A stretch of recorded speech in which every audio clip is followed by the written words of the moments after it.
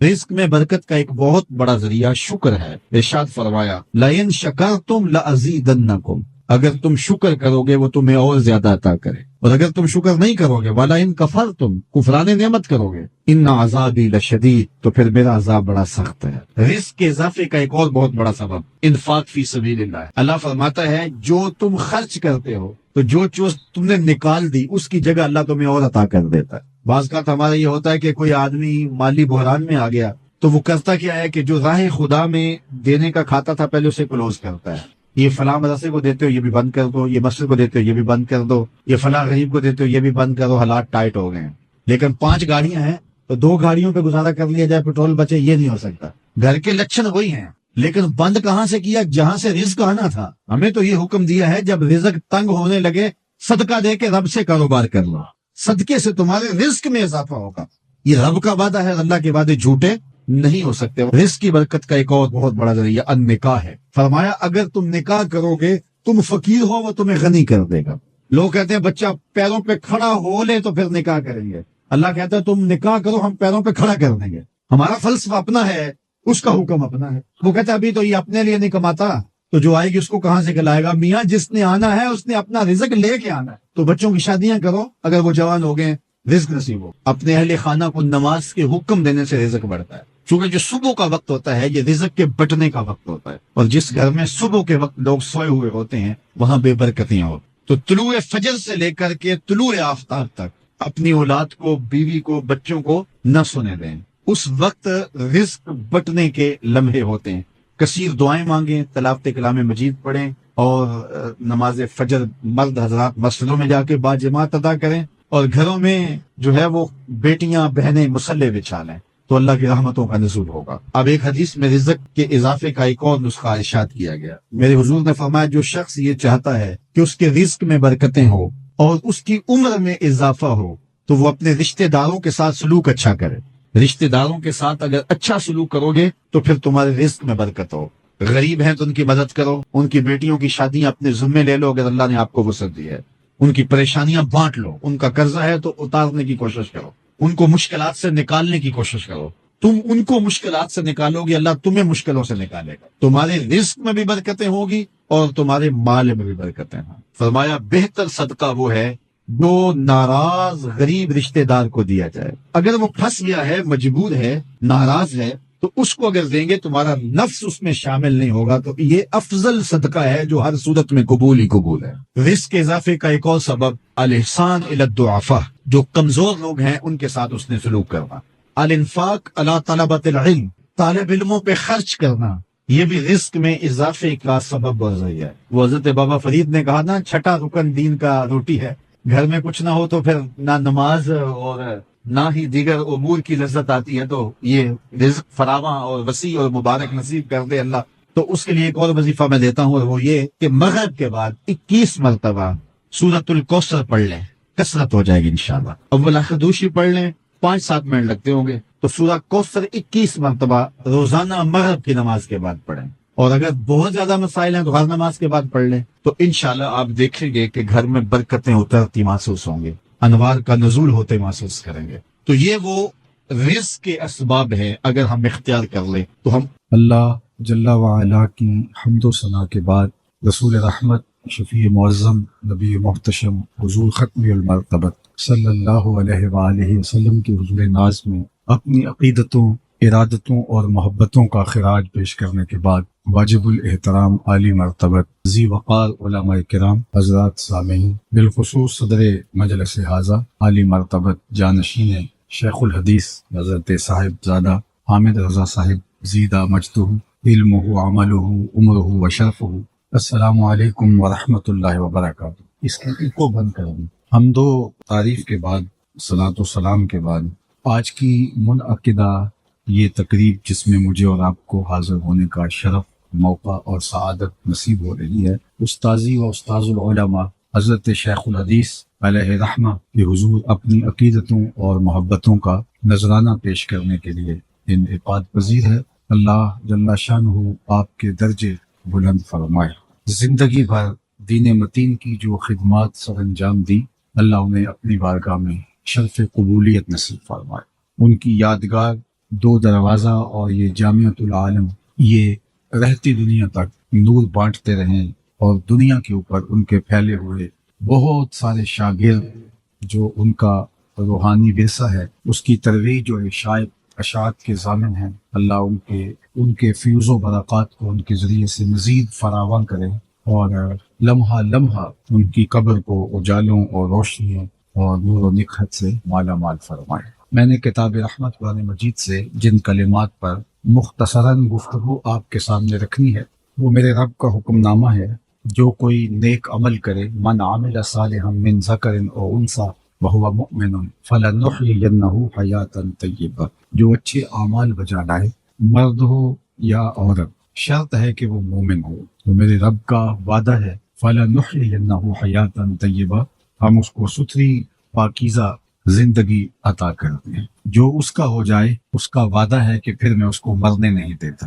ورنہ دنیا کے اوپر کتنے لوگ آئے ہیں اور چلے گئے اور آج دنیا ان کا نام بھی نہیں جانتی۔ میں اگر آپ سے پوچھوں کہ جس زمانے میں میرے حضور علیہ السلام تشریف لائے تھے اس زمانے کے خاقان کا نام کیا تھا، تاریخ کا گہرا مطالعہ رکھنے والا تو شاید مجھے بتا سکے، لیکن بہت سارے لوگ معذرت کر دیں گے کہ ہمیں ضرورت ہی نہیں ہے کہ اس کا نام یاد۔ اچھا میں پوچھتا ہوں جس زمانے میں میرے آقا و مولا تشریف لائے اس زمانے کے کیسر کا نام کیا تھا؟ اس دور کی سپر طاقت تھی رومن امپائر، لیکن آج لوگ اس کا نام بھی نہیں جانتے۔ میں پوچھتا ہوں جس زمانے میں حضور تشریف لائے اس زمانے کے کسرا کا نام کیا تھا؟ یہ دوسری بڑی طاقت، لیکن بہت کم لوگ ہوں گے جو اس دور کے کسرا کا نام بتا سکیں۔ اور اگر میں اس محفل میں موجود سب سے کم عمر بچے سے پوچھوں کہ میرے حضور کے مؤذن کا نام کیا تھا تو وہ سر اٹھا کے بلال حبشی کا نام لے گا۔ تو خاقان کا نام زمانے کو یاد، کیسر کا نام مٹ گیا، کسرا کا نام گلدستہ تاک نسیاں بن گیا،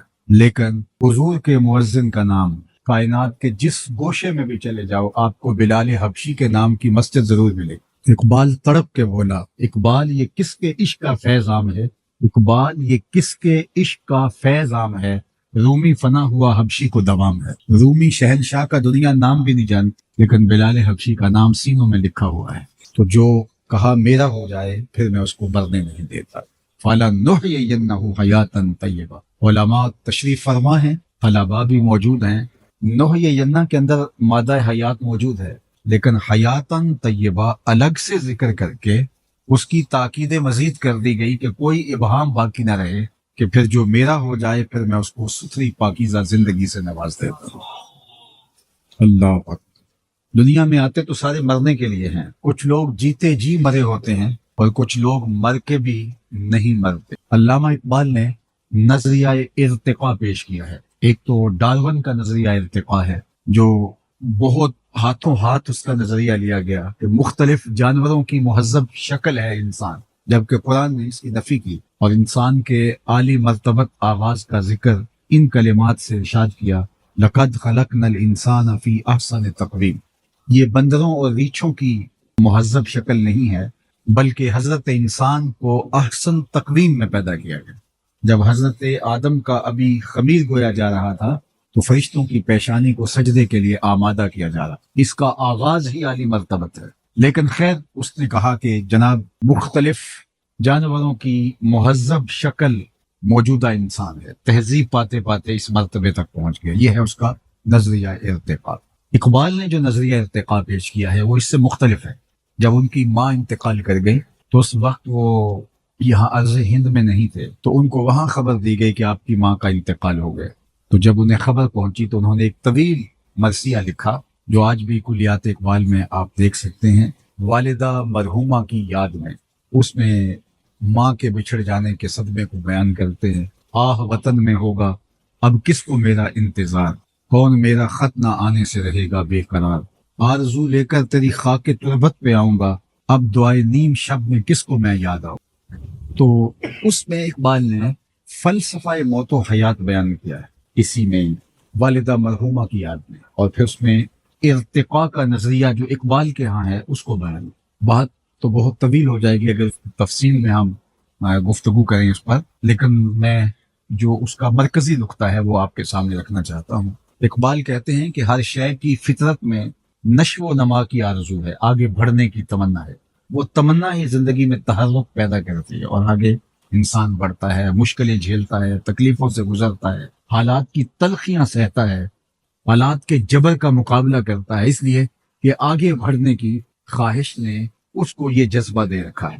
اور جب وہ آگے بڑھنے کی اس کے اندر صلاحیت ختم ہو جاتی ہے تو پھر وہ دوبارہ مرکز میں آ جاتا ہے۔ اس کی مثال انہوں نے ایک بیج سے دی ہے کہ بیج کو جب زمین کی کوکھ میں ڈال دیا جاتا ہے اور پھر اس کے اوپر مٹی ڈھیل دی جاتی ہے تو وہاں وہ بے چین ہوتا ہے نشو و نما کے لیے، پھر کونپل بن کے پھوٹتا ہے، پھر کونپل تنا بنتی ہے، تنے پہ شاخیں ہوتی ہیں، یہ اس سے مزید بہتر شکل، شاخوں پہ پتے آتے ہیں، یہ مزید اس کا ارتقائی مرحلہ اور اس کی مہذب صورت، پتوں سے کلیاں بنی، شگوفے بنے، کلیوں سے پھول بنا، جب کلیاں کھل کے پھول بن گئیں تو اس کے بعد اس کا ارتقاء کا اگلا مرحلہ پھل بننا تھا، وہ پھول پھل بن گئے، اور جب پھل بن گئے تو اس عالم رنگ و بو میں اس بیج کے لیے ارتقاء کے سارے مرحلے طے ہو گئے۔ بیج سے کونپل بنی، کونپل سے تنا بنا، تنے سے شاخیں، شاخوں سے پتے، پتوں سے پھول، کلیاں، شگوفے، اور وہاں سے پھول، پھول سے پھل۔ اب اس عالم رنگ و بو میں ارتقاء کا کوئی مرحلہ باقی نہ رہا تھا تو وہ پھل پک کر کے دوبارہ پھر بیج بن گیا، اور دوبارہ بیج بن کے پھر وہ تہ خاک آیا، اور اب وہ اتنے بیج تھے کہ جب وہ اگے تو ایک باغ اور ایک چمنستان بن گیا۔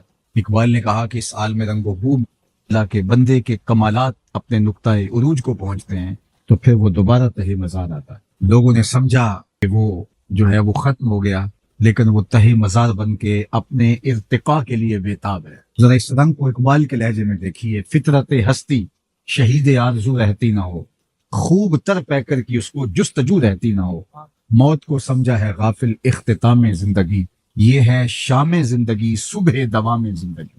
وہ نئی شکل میں نمودار ہونا چاہتا ہے اور اپنے رنگ اور آہنگ کے ساتھ جو ہے وہ اپنے فیض کو جو ہے وہ بکھیرنا چاہتا ہے، اس لیے اسے مرکز کی خاک کے اندر دوبارہ اس بیج کو جانا پڑا۔ اللہ اکبر۔ تو بندہ مومن جب اس دنیا کے اوپر رہتے ہوئے ارتقاء کے سارے مرحلے طے کر دیتا ہے اور آگے مزید ارتقائی منزل باقی نہیں رہتی تو پھر وہ تہ مزار چلا جاتا۔ لوگوں نے سمجھا کہ وہ ختم ہو گیا، لیکن وہ ختم نہیں ہوا، وہ ایک نئے سفر کا آغاز کرنے جا رہا۔ اب سنیے۔ فطرت ہستی شہید آرزو رہتی نہ ہو، خوب تر پیکر کی اس کو جستجو رہتی نہ ہو، موت کو سمجھا ہے غافل اختتام زندگی، یہ ہے شام زندگی صبح دوام زندگی، فالا نحیینہ حیاتن طیبہ، یہ ہے وہ زندگی کہ جو اللہ ایک بندہ مومن کا مقصود کرتا ہے۔ لوگوں نے سمجھا کہ اس کا وجود ہی مٹ گیا ہے، اس کے اجزاء بکھر گئے ہیں، اب اس کا نشان نہیں بچا، لیکن جو اپنی زندگی میں سفر ارتقاء پہ گامزن رہتے ہیں تو وہ کبھی مرا نہیں کرتے۔ ربعی بن حراش ساری زندگی ہنسے نہیں، فرماتے تھے کیا خبر میرا انجام کیا ہو۔ جلیل القدر تابعی ہیں، امام سیوطی نے لکھا، الروض الانف کے اندر امام سہیلی نے لکھا، حضرت قاضی ایاز مالکی اندلسی علیہ رحمہ نے شفا میں لکھا، اور اسی کو ابو نعیم الاصفہانی علیہ رحمہ جو 4 صدی کے مجدد بھی ہیں اور محدث بھی، انہوں نے بھی ہلیہ میں لکھا کہ وہ ساری زندگی نہیں مسکرائے، وہ فرماتے تھے کیا خبر میرا انجام کیا ہوگا۔ خیر موت تو آنی تھی۔ ایک دن جب پیغام اجل آیا اور وہ آغوش موت میں اتر گئے تو ان کے بھائی کا نام تھا ربیع بن حراش، تو وہ غسال کو بلا لایا، کہا میرے بھائی کا انتقال ہو گیا ہے تو تم اسے ذرا غسل دو۔ تو غسال جب غسل دینے کے لیے داخل ہوا تو فوراً باہر پلٹ آیا، کہا اتنی جلدی؟ کہا یار تیرا بھائی بڑا عجیب ہے۔ کہا کیا ہوا؟ کہا نحنو نغتسلہ وہو یتبسم، ہم اسے غسل دیتے ہیں وہ آگے سے مسکراتا۔ اللہ اکبر۔ نشان مرد مومن بات گوئن چوں مر گائے تبسم بر لب اوست۔ اقبال نے کہا آ تجھے اللہ کے بندے کی نشانی بتاؤں، جب موت آتی ہے تو اس کے چہرے پہ مسکراہٹ ہوتی ہے۔ اللہ اکبر۔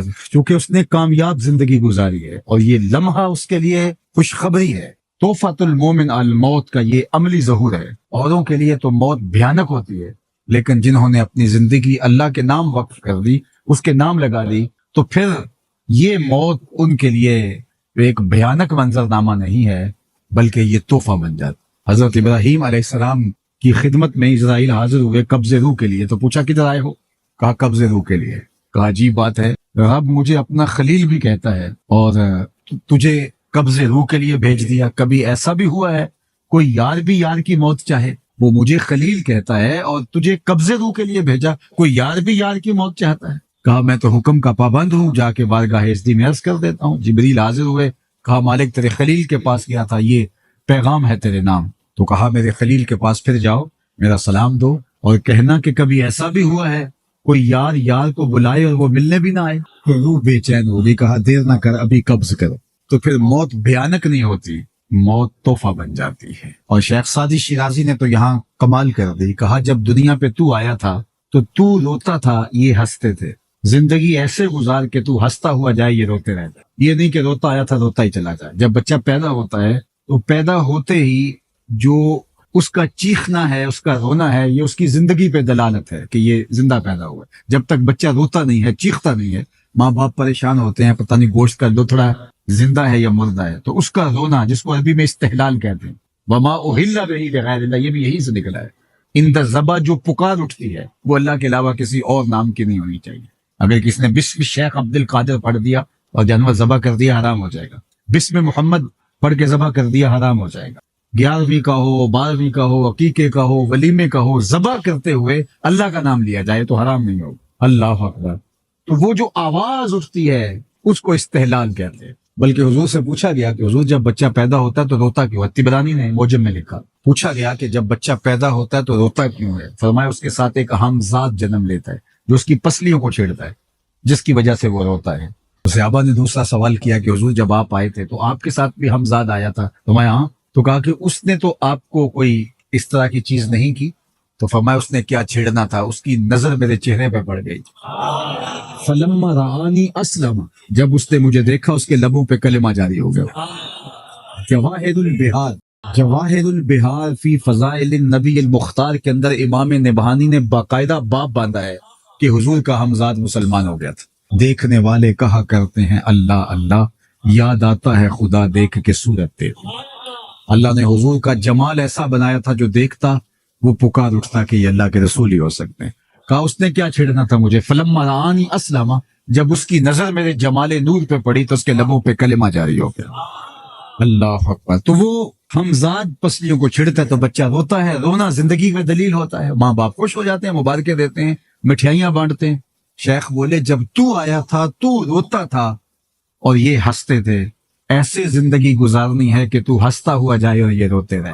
اللہ اکبر۔ تو اصل تو ہمارا انجام ہے، انما الاعمال بالخواتیم، جس طرح انما الاعمال بالنیات، یہ بھی روایت ہے انما الاعمال بالخواتیم۔ اعمال کا دار و مدار تو حسن خاتمہ پہ ہے۔ رنگا رنگ سہیلیاں پرن کڑے، پر پریا اوسدا جانی ہے جس طرح توڑ چڑھے۔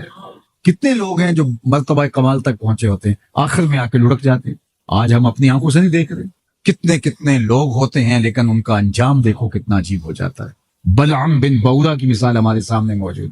بنی اسرائیل کا مستجاب الدعوات ولی تھا، جب ہاتھ پھیلا کے دعا مانگتا تو منہ پہ ہاتھ بعد میں آتے، قبولیت پہلے ہو جاتی، اتنا مستجاب الدعوات تھا۔ لیکن پھر اسی کے بارے میں کہا گیا مثلہ کمثل الکلب، اس کی مثال کتے کی مثال ہے، زبان لٹک گئی تھی، زمین چاٹتا تھا مستجاب الدعوات اور اللہ کا ولی تھا، لیکن انجام بہت برا ہوا۔ اسی لیے میاں صاحب بولے پڑھنے اتے مان کرینا تے نہ آنکھی میں پڑھیا، او جبار کا ہار صداوے متا روڑ دیوے دودھ کڑیا۔ جب تک یہ یقین نہیں ہو جاتا کہ میرا انجام کیا ہے، اس وقت تک دھڑکا لگا رہے۔ ابو العالیہ جلیل القدر تابعی ہیں، بخاری اٹھائیے کتاب الایمان، حضرت ابو العالیہ فرماتے ہیں کہ میں 30 اصحاب پیغمبر سے ملا، حضور کے 3 صحابہ سے 30 اصحاب سے میری ملاقات ہوئی ہے، 30 اصحاب سے میری ملاقات ہوئی اور میں نے ہر ایک کو فکر مند دیکھا، سب کہتے تھے انجام ٹھیک ہو جائے۔ اللہ اکبر۔ آج تو ہم سمجھتے ہیں ہم بخشے ہوئے ہیں، لیکن وہ جنہوں نے حضور کو دیکھا، حضور کی صحبت میں رہے، اللہ اکبر، وہ بھی ڈرتے تھے۔ جن کو حضور نے کہا بشارت دی جنت کی، وہ بھی اینٹ اٹھاتے ہیں اور پھر نیچے رکھتے ہیں، تو کہتے ہیں کاش کہ میں اینٹ ہی ہوتا۔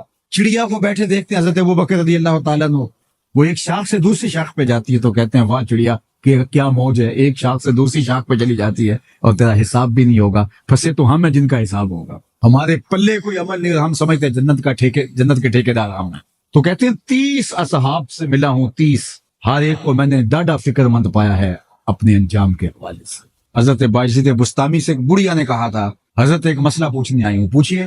کہا آپ کی داڑھی اچھی ہے یا میرے گدھے کی دم اچھی ہے؟ یہ کوئی مسئلہ مجھے پوچھے پھر جانے کہاں پائے، لیکن بایزید رو پڑے۔